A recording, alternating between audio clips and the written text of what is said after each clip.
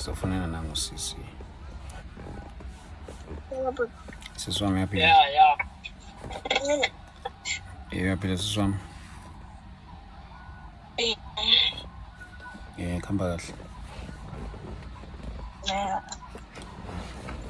Yeah, bangisho. Sesiyakhuluma. Yeah, alright manje. Yeah, angakhuluma. Yeah. No. Ngifundile le article sisi wami. Yeah, engakusho nje. For now, ngathi I'm so sorry sisi wami for into odlula kuyona. Mhlawumbe into engingazama ukuyenza la ngiyacela nje ngoba ngikhuluma nawe la ngiyazama ukuthi ngirecord this conversation sibone ukuthi singasizakala kanjani. Mhlawumbe nje ukuzi-introduce wena for the sake of umuntu obuka le video nje. Mhlawumbe usisi wami angasho ukuthi ubani ukuphi njalo njalo. Okay mina ngicela ukushayela nyalo nje sengawufika endlini maybe 5 minutes. Ubungafika endlini? Into khona ukuthi bengangafika endlini. Into khona ukuthi because nangabe ukuthi it's something like recorder ngicela nyalo nje ngawufika endlini. Okay, so no problem. 5 minutes, yeah. Okay. Thank you. Bazalwane bami ngiyanibingelela. Futhi usisi lo sikhuluma naye unesimo esibhlungu. Noma ngakayiboni kahle yonke into ephelele ngoba bekade ngibusy. Dadewethu ngathi ugulelwa umntwana ngendlela emangalisayo. Uyangithumelela ithombe. Yeah, so touching bazalwane kakhulu. Ngiyacela nje kubantu bonke abazalwane abakhulekayo. Khona i-article lapha. Okay, ngicela uyifunda. Ndishare ngamanye amaphephandaba aseSwazini, Independent News eSwatini. Mbabane, a desperate plea for help has been made by the mother of 6-year-old Abongile Dlamini, who is battling a rare condition known as cloverleaf deformity. Nokuthula Mathebula has revealed that her daughter requires approximately amanzi bayibizana le currency yakhona ngale kodwa E30,000 monthly medical expenses. Okay, so siyazama usixhumane naye udadewethu uke wathinta one of our coordinators lapha egroupini ekhuluma ngodaba lakhe ukuthi kwenzakaleni. Ngiyafisa nje bazalwane ukuthi ke simlalele. Mhlawumbe khona abazalwane baseSwazini la ngoba udadewethu seswazini. Bambe khona abazalwane baseSwazini. Bazalwane bami ngiyajabulela kakhulu ukuthi nithi pay a visit nambe niyokhuleka nokhulekela lo mntwana lo okulesi simo lesi. Yes, so ke sizomfonela manje details uzofona after 5 minutes. Yes, for umuntu oqala ukuzwa ngalesi story sakho ngiyazi ukuthi abanye baso mhlawumbe abayibona ngearticle the way ngakhona, abanye vele they are lazy to read. Akusinto abayijwayele babhilivele entweni abayizwayo. Mhlawumbe nje mangasithatha usibeke sisi wami kwenzakaleni okanye yini inkinga sisi wami? Okay, ligama lami nginokuthula ngwakamathebula. Mina 35 years ngihlala eSwatini. Okay, so ngihlala eSwatini ngikhule nogogo nomkhulu because my parents both passed away ngisesemncane. Okay. So yes, ngakhulela khabo mama. So I got pregnant on the 2017. Then in December Yes, 2017 then 2018 ke that's when labe ngihlala khona bekuyindzawo nje le ngihlala khona khabo mama and khabo mama beyikhona le abuse beyikhona balokhu bangibalela nje a lot of things. So this other day April 2018 ngaye ngathenga i-electricity ngafaka i-electricity. Okay. Semangifaka i-electricity wathi u-ando wami angigeza ngamanzi abandayo kanti mina I need warm water because it's cold. So I asked again ukuthi why do I have to use cold water because ngifakile electricity. That's when ngesicala sicabana ke. Then why wangifaya ke wangibetha.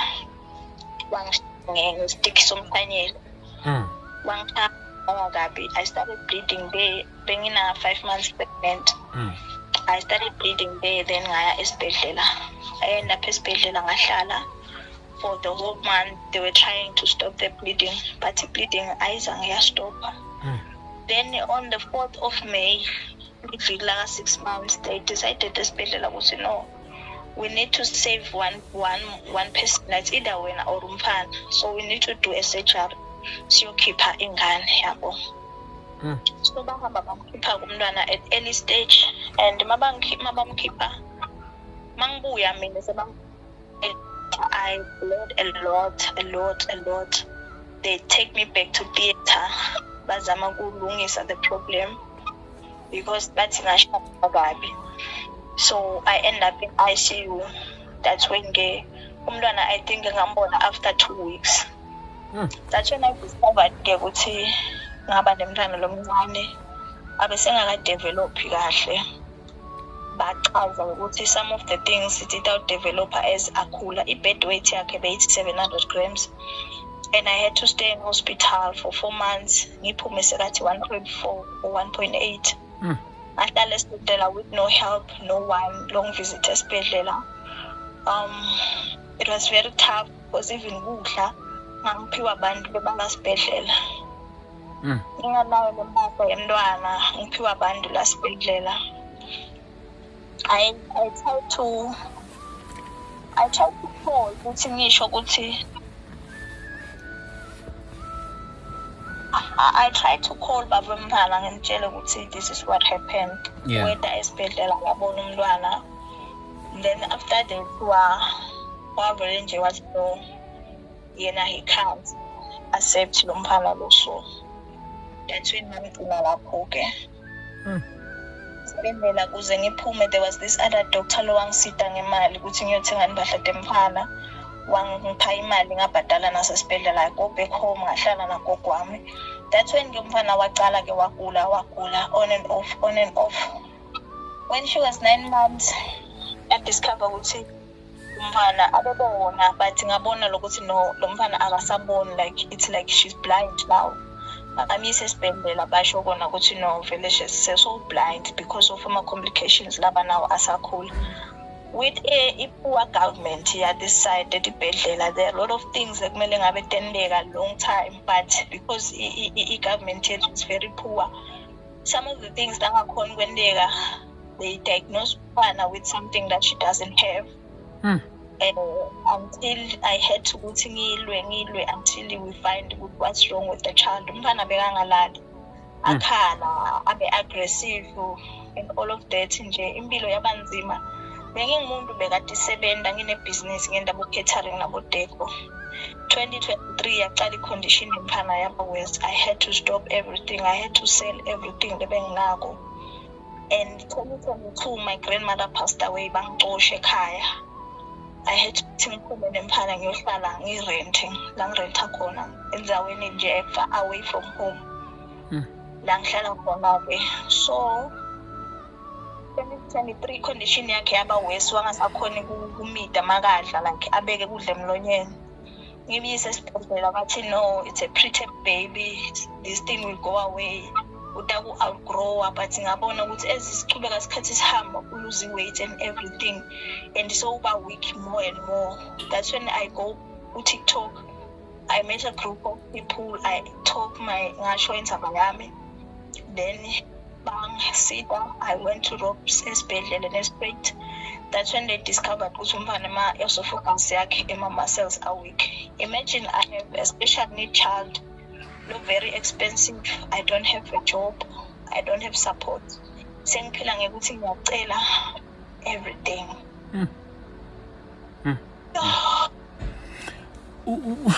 Siswami, mhlambe uma ngisibeka emqondweni umntwana i-special attention lesasidingayo kwenzakalani? Ngibonile ithombe lapha, ngizama nje ukudraw isithombe for umuntu angazange azayibona ithombe kodwa ubona le video.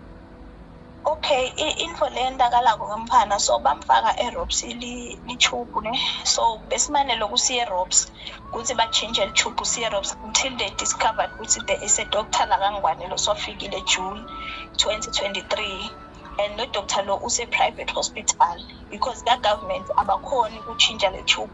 They don't have lama tubes, they don't have even medication labayithathako, akukho nje. I had to go ukuthi ngiye private hospital. Private hospital is very expensive, and sometimes because lo mfana aggressive abelikhipha leli tube uthole ukuthi she need another surgery ngebo 40,000, and nakhona kufuna ngicele so this last year that's when we meet a neurosurgeon when the assessment yakhe naye, that's when achaza discover ukuthi no umfana she doesn't have labathi unabo umfana i-condition yakhe une-clover leaf syndrome. Clover leaf syndrome is when lapho khona isikhala sakhe savaleka before time, so that's ufuna le nhloko yakhe beyibhalja la on the sides la kuma cheekbones ikhukhumuka, then analama severe headaches, akhale angalali. That's when they discovered ukuthi udinga a brain surgery. Brain surgery, it was not easy kuyenda, but ngulamuhle sigcina siyendile ke last year November till December, saphuma December esibhedlela. I-challenge lenkulu lekhona, i-medication yalomkhana it's very expensive. I spend like 2,000 ngenyanga for medication.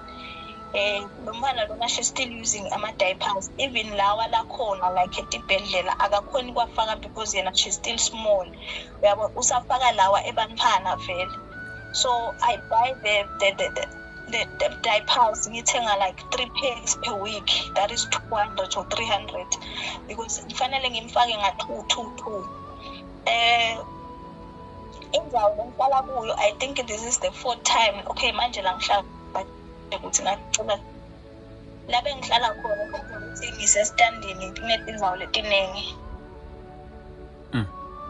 Umfana lo uyakhala ebusuku uba ngumsindo, she's banging things, akulaleki, so ma-tenants ayacomplain ukuthi no asikhonzi nekulala nalo mfana lo. Anginayo indzawo la ngingahlala khona. If benginekhaya bengingahlala naye ekhaya lithi olikhaya lapho indzawo le-special futhi ukuthi sihlale la, so that singadomi ukubona abantu bacomplaina ngathi. Another thing lapha eSwatini, I tried ngingenile ka-TikTok asking for help. People they end up calling me a scam and saying a lot of things because they don't know the situation. But like, why are you asking help for every time? I'm asking help because angaka told him sit, and this condition now is permanent. The tube I have to change it after 1 or 2 months. So if we change after 1 or 2 months, it's 28,000 to change the tube because I have to go to certain facility laba supply khona imitted ibhedlela to ask them ukuthi bangi-order le tube ema connection ema syringe because they don't have la kaNgwane. Ahambe mayibuya lemvo le la ngi-order khona is 16,000.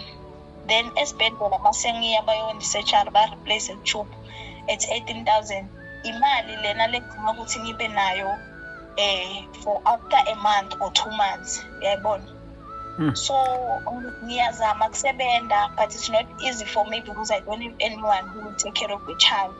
I need to ukuthi ngicela umuntu angigadzele umntwana ngimbhadale. Ngizombhadala kanjani? Even namanje lokhu ungishayela ngimane lokhu ngithi ngibuya kothengisa kudla. Ngibuya nako ama-take away abathengi. It's like yonke into ivalekile. Yabona? Sometimes asinayo into yokudla, asinambilo nje ukuthi siphila kanjani. I-challenge lekhona angikhoni ukuthi ngichinje le tube like now lihleli 5 months. Le sithombe I think ubonile le picture lengikusendele yona, that diarrhea loyibonako yenteka every day because there's so much infection.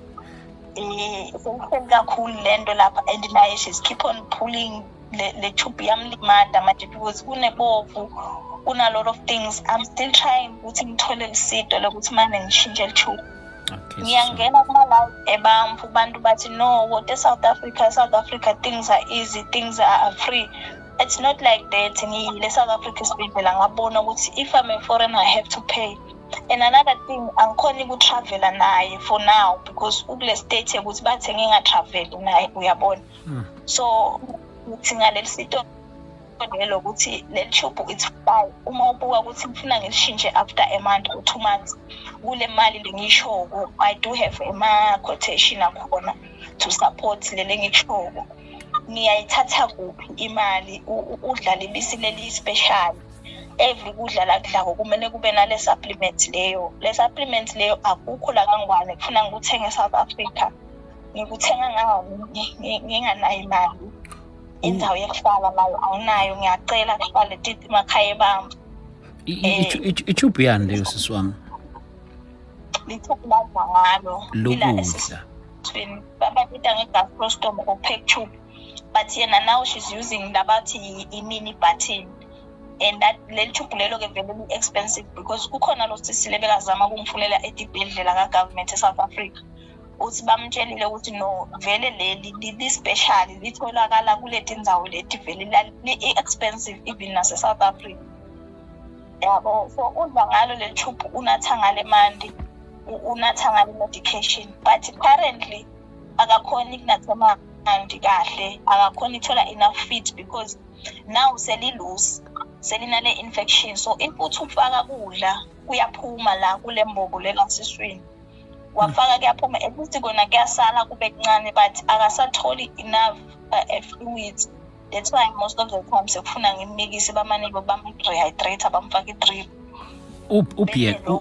So challenge kuleyo nje body kakhulu ngihambile kuma government, ngihambile kuma companies, ngihambile eSwatini indaba letiningi even ku-newspaper indaba yami ikhona but kude lisito.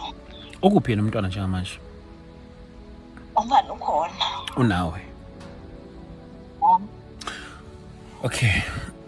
Sisi wami angazi mhlawumbe ukuphi exactly Swazini? Ngihlala eZulwini, mina ngihlala eMvushini eZulwini. Ezulwini. Okay. Sizoyibhala inamba yakho lapha mhlawumbe nakubantu abangafisa ukuxhumana nawe. But nje thank you so much siswami ukushare le story. Ngizobe sengikufonela nami ke aside sekungasashoot ngoba kwamanje bengisayi-record i-conversation yami now.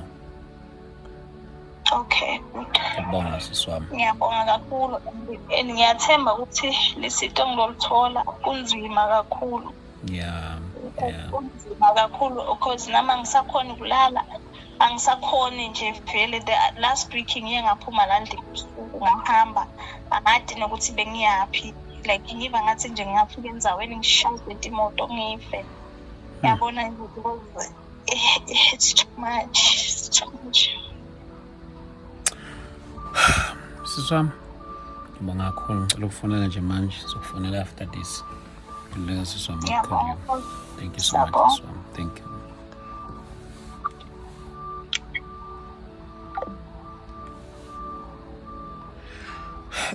Bazalwane, yeah, uya kudadewethu lo. Yeah, kunzima. Mhlawumbe makuthi bakhona bazalwane baseSwaziland ababuka izinto zethu, bazalwane ngicela nje ngomoya ekuthenini ukuthi bafowethu mhlawumbe ngiyacela ke nombono sisi, mhlawumbe nibone ukuthi luphi usizo ningamnikeza lona, yini angasizakala ngayo. I wish mhlawumbe if bela eSouth Africa mhlawumbe ngabalula ngoba ngiyazi ukuthi abantu abaningi sinabo la eSouth Africa, I mean la kwi-platform yethu abantu bangala eSouth Africa, but yena ule eSwaziland. but ngiyangibona abanye abazalwane esinabo la abakhona khona ngaleSwaziland. Ngicela nje bazalwane nami nombona usisi bese futhi ngiphosa lenselelo wonke umuntu kulonke ibandla nje. Ngiyacela bazalwane, let us pray for udadewethu nomntwana wakhe, because uyabona ukuthi njengamanje ukwi-situation whereby ayikho ngisho advice angayithatha. The only thing ayidingayo usizo. So ngiyacela bazalwane, mhlawumbe uma kukhona aba-around Swaziland baye bomkhulekela usisi, bayobona nesimo, basize la bangasiza khona. Yes, silibandla bazalwane. Ilokho nje ngisibone isitori sakhe, ngisithunyelwe udadewethu uqalwa wathinta omunye wabosisi bami lapha abasizayo lapha, washare isitori sakhe, wasidlulisela nakumina ngenxa ye-weight yobuhlungu balesi story ney'thombe. Ngizozama ukunifakela ney'thombe zomntwana vele zikwi-public domain.